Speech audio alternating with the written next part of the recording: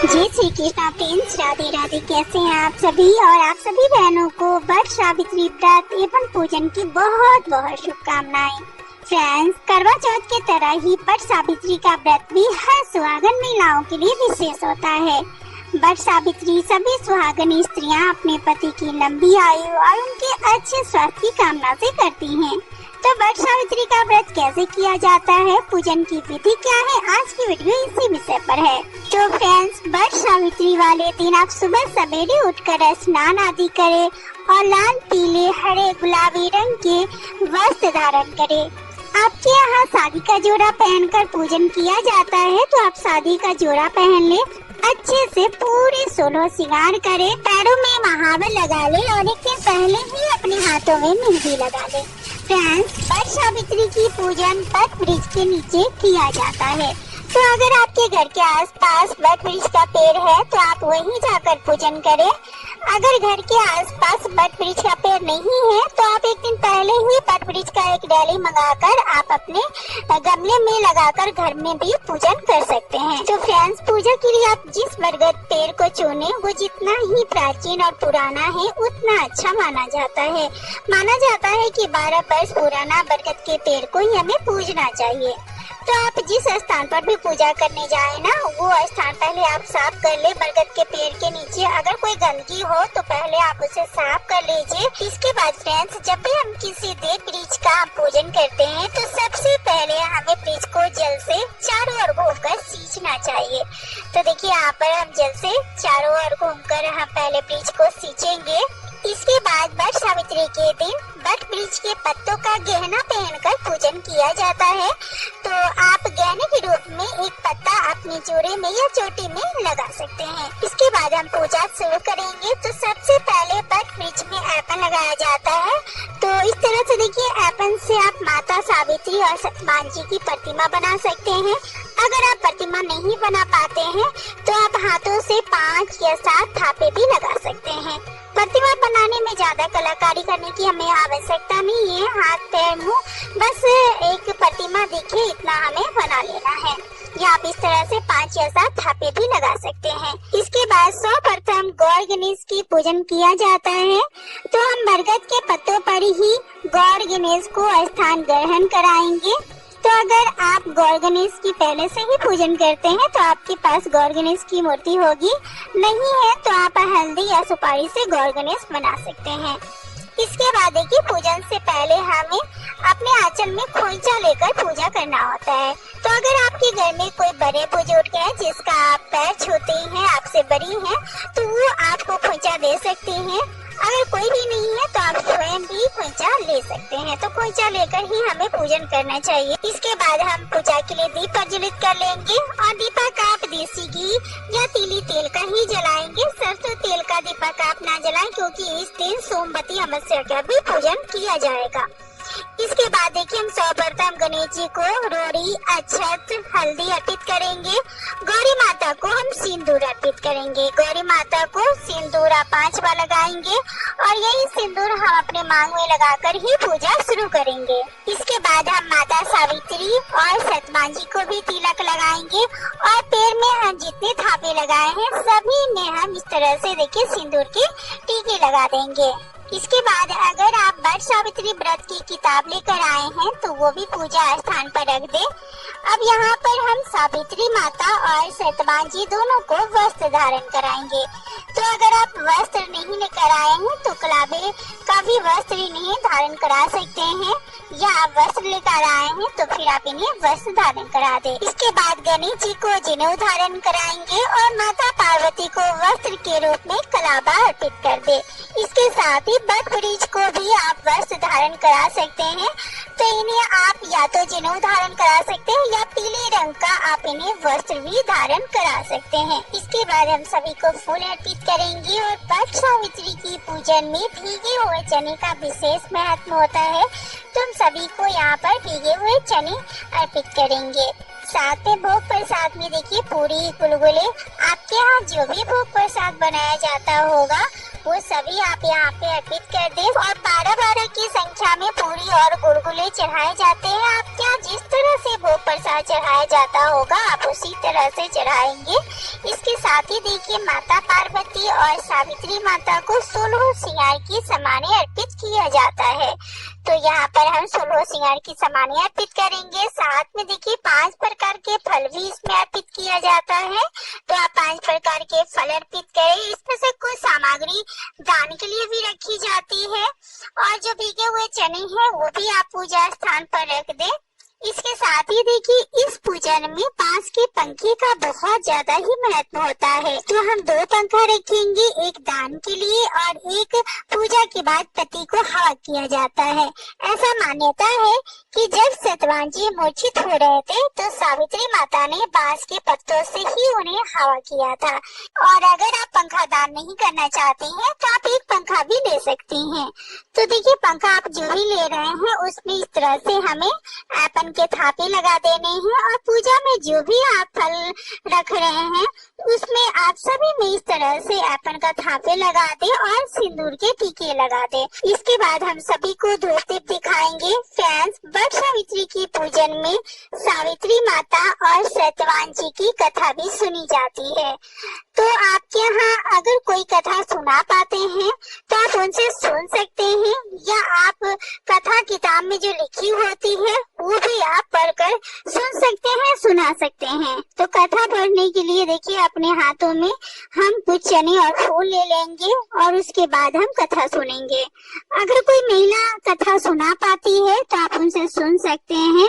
वट सावित्री की पूजन में माता सावित्री और सतवान की कथा सुनना अनिवार्य माना जाता है। तो अगर आप वट वृक्ष के नीचे कथा नहीं सुन पाते हैं तो घर में भी आप मोबाइल से कथा बाद में भी सुन सकते हैं। कथा सुनने के बाद हमारे हाथ में जो चने होते हैं वो हम पूजा स्थान पर ही छोड़ देंगे। इसके बाद फ्रेंड्स, वट वृक्ष की 108 परिक्रमा भी लगाई जाती है। परिक्रमा लगाने के लिए हम अपने हाथों में गिनती के लिए चने के कुछ दाने ले लेंगे, कच्चा सूता लेंगे और सिंदूर ले लेंगे। फ्रेंड्स, वैसे तो 108 परिक्रमा करने का नियम है, लेकिन अगर आप 108 परिक्रमा नहीं कर पाते हैं तो आप 12 परिक्रमा लगा लें। तो देखिए परिक्रमा करने के लिए जहाँ पर भी आप माता सावित्री का प्रतिमा बनाया है वहाँ से आप परिक्रमा शुरू करेंगे।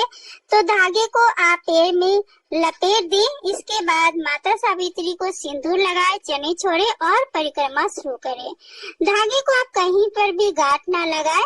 जहाँ पर भी आपको लग रहा है कि धागा खत्म हो गया है वहीं पर आप धागे को पैर से लपेट दें और अपनी परिक्रमा जो है वो पूरी करते रहे। आपके हाथ में जितनी भी चने के दाने हैं उससे आप जो है परिक्रमा पूरी कर लें। तो 108 परिक्रमा करने का नियम है, लेकिन अगर आप 108 परिक्रमा नहीं कर पाते हैं किसी कारणवश तो आप 12 परिक्रमा कर लीजिए, क्योंकि जो ये धागे हैं वो 5 धागों से मिलाकर धागा बना हुआ है। तो इस तरह से अगर हम 12 परिक्रमा करते हैं तो 108 परिक्रमा करने के बराबर ही माना जाता है। तो आप हम 12 परिक्रमा भी लगा सकते हैं। और फ्रेंड्स, आप जितनी बार भी परिक्रमा लगाएं अपने पति की मंगल कामना की प्रार्थना करते रहें। फ्रेंड्स, वट सावित्री जैसे कि नाम से ही पता चलता है सावित्री माता ने इस व्रत को रखा था। सावित्री माता के पति अल्पायु थे। सावित्री माता ने इस व्रत को कर यमराज को अपने पति से प्राण वापस लिए थे। इसीलिए सभी महिलाएं अपने सुहाग की रक्षा के लिए ये व्रत करती हैं और परिक्रमा लगाती हैं। और वट वृक्ष के पेड़ में ब्रह्मा विष्णु महेश तीनों देवों का वास माना गया है, तो हमें तीनों देवों से आशीर्वाद प्राप्त होता है। इसके बाद देखिए हम प्रेम पूर्वक अब आरती करेंगे। यहाँ पर आप इस तरह से आरती कर लीजिए। इसके बाद हम गौरी माता से सुहाग मांगते हैं। तो देखिए सबसे पहले हमें गौरी माता को इस तरह से 5 बार सिंदूर लगाना होता है और इनसे प्रार्थना करना होता है कि हे गौरी माता, जिस तरह से आपका सुहाग अटल है, अमर है, उसी तरह से हमारा भी सुहाग अटल रहे, अमर रहे और हमेशा स्वस्थ रहे, फलते फूलते रहे। तो इस तरह से 5 बार सिंदूर लगाएंगे और उसके बाद हम अपने मांग में इस तरह से देखिए हमें अपना सुहाग लेना है, सिंदूर लगाना है। इसके बाद फ्रेंड्स वर देव को मीठा जल प्रदान किया जाता है। तो अपने हाथों में इस तरह से देखिए हम आम ले लेते हैं और जल लेकर इस तरह से हमें वर देव को मीठा जल पिलाया जाता है। इसके बाद वर देव को सेवा प्रदान किया जाता है, इनके पैर दबाए जाते हैं। तो देखिए इस तरह से हम वर देव को पैर दबाएंगे, इनको हम सेवा प्रदान करेंगे। फ्रेंड्स वट सावित्री की जो पूजन है वो हर राज्य का नियम अलग अलग हो जाता है, सभी जगह का विधि विधान अलग है, भोग प्रसाद अलग है, लेकिन जो पूजा करने का मुख्य हमारा उद्देश्य है कि हमारा सुहाग सलामत रहे, हमारी सुहाग की लंबी उम्र हो, वो हमेशा सलामत रहे, सुखी रहे, स्वस्थ रहे। तो हर सुहागन की एक ही उद्देश्य होता है कि उसकी सुहाग सलामत रहे। इसी उद्देश्य से सभी लोग, सभी महिलाएं जो है वो पूजन और व्रत करती हैं। तो फ्रेंड्स इस तरह से देखिए हमें वट वृक्ष से गले मिलने होते हैं और उन्हें पंखे की हवा भी प्रदान करनी होती है। तो इस तरह से हम वट देव को हवा करते हैं और यही पंखा से हम घर में आकर भी पति देव को हवा करते हैं। इसके बाद पूजा में हुई भूल चूक के लिए पहले तो हम क्षमा याचना करते हैं, उसके साथ हम अपनी सुहाग की सलामती के लिए प्रार्थना करते हैं कि हे वट देव, हे सावित्री माता, जिस तरह से आपने अपने पति की रक्षा की, अपने सुहाग की रक्षा की, उसी तरह से मैं भी अपने पति की रक्षा कर सकूं। और पूजा समाप्त होने के बाद सभी सुहागनी स्त्रियां एक दूसरे को सिंदूर लगाती हैं, एक दूसरे को खोइंचा देती हैं और एक दूसरे को बधाइयां देती हैं और एक दूसरे के साथ खुशियां मारती हैं। तो इस तरह से वट सावित्री का जो पूजन है वो किया जाता है। फ्रेंड्स वट सावित्री का जो व्रत है उसे करने का भी हर राज्य का नियम अलग अलग हो जाता है। कुछ जगह पर वट सावित्री का जो व्रत है वो पूजा से पहले तक का ही रखा जाता है, पूजा से पहले चाय पानी कुछ भी नहीं पिया जाता है और पूजा के बाद बरगद के पेड़ के नीचे ही चने निगलकर पानी पीकर इसके बाद खाना पीना खा लिया जाता है, व्रत संपन्न कर लिया जाता है। कुछ जगह पर पूरे दिन का व्रत रखा जाता है, पूजा के बाद कुछ फल खा सकते हैं। इसके बाद शाम के समय सूर्य ढलने से पहले ही एक टाइम मीठा भोजन किया जाता है और अगले दिन ही नया स्नान आदि करने के बाद पारण किया जाता है। तो इस तरह से वट सावित्री का जो व्रत है वो संपन्न किया जाता है। इसके बाद देखिए फ्रेंड्स, आप यहाँ पर जो भी सुहाग की सामग्री चढ़ाए हैं, यहाँ जो भी फल चढ़ाए हैं, भोग लगाए हैं, तो उसमें से कुछ चीजों का आपको दान अवश्य रूप से करना चाहिए। तो आप किसी पंडिताइन को दान कर सकते हैं या आप अपने से बड़ी महिला जिनको आप पैर छूते हैं उनको भी आप दान की सामग्री दे सकते हैं। तो कुछ सुहाग की सामग्री, फल जो भोग प्रसाद है वो सभी में कुछ पैसे रख के आप दान कर सकती हैं। इसके बाद जो आप गौर गणेश की पूजन किए हैं वो आप अपने घर ले आएंगे और पंखा अगर आप 2 चढ़ाए हैं तो एक पंखे का आप दान कर दीजिए और दूसरा पंखा आप घर ले आए और घर में आने के बाद पतिदेव को भी पूजा किया जाता है और पंखे का हवा किया जाता है। तो फ्रेंड्स इस तरह से वट सावित्री का जो पूजन है, व्रत है, वो संपन्न किया जाता है। तो फ्रेंड्स अगर आप लोगों को वीडियो अच्छी लगी होगी, मेरे द्वारा जानकारी अच्छी लगी होगी, तो आप कमेंट बॉक्स में अपनी राय हमें जरूर बताएं। वीडियो में कोई भी कमी आपको लगी हो, कुछ पूछना जानना हो तो आप हमें कमेंट के माध्यम से पूछ सकते हैं। वीडियो अगर अच्छी लगी हो तो जाते जाते वीडियो को लाइक कर दीजिएगा, शेयर कर दीजिएगा। मेरे चैनल पर अगर आप लोग पहली बार आए हैं तो मेरे चैनल को आप सब्सक्राइब कर लीजिए।